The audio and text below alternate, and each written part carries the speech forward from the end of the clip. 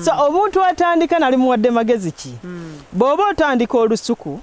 teekamuko ku bijanjaalo ebijanjaalo tebigenda kutta lusuku tobisimba ku kitooke saaka eri gye naggambye fuuti 3 giconsidering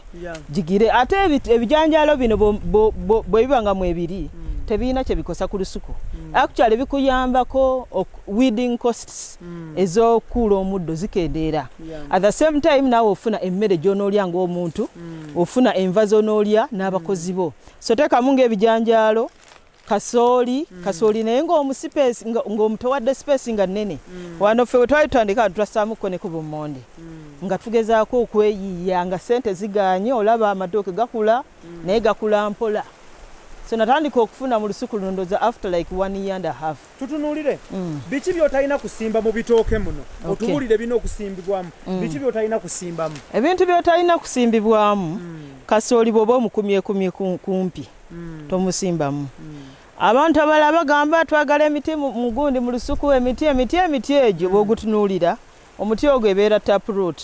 at the same time gunywa direct at the same time gukola canopy waggulu buli okukola amatabi buli kukola canopy waggulu kiba kitegeeza gusiikiriza ebitooke obutafuna kitangaala exactly so obeera weerimitinze era weesanga ng'obutooke nga kawanvu nnyo kakomeeri nga kalina akatooke kava wano paka wano oba ekitegedde so abalala basimba emmwanyi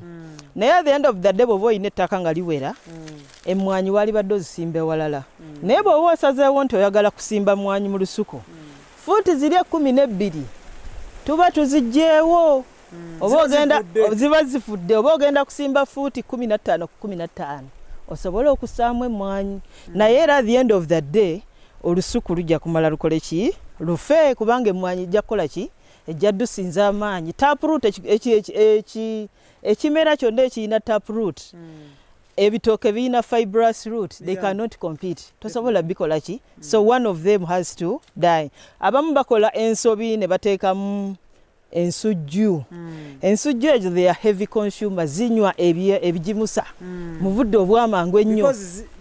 ensujju erimu amazzi almost 99%. Exactly kati enywa buli kiramu enywa amazzi enya nutrients ne weesanga nga olusuku lwo tukoze eki gwe olumye ebigimusa naye nga tekikuyambako okukendeza ku muddo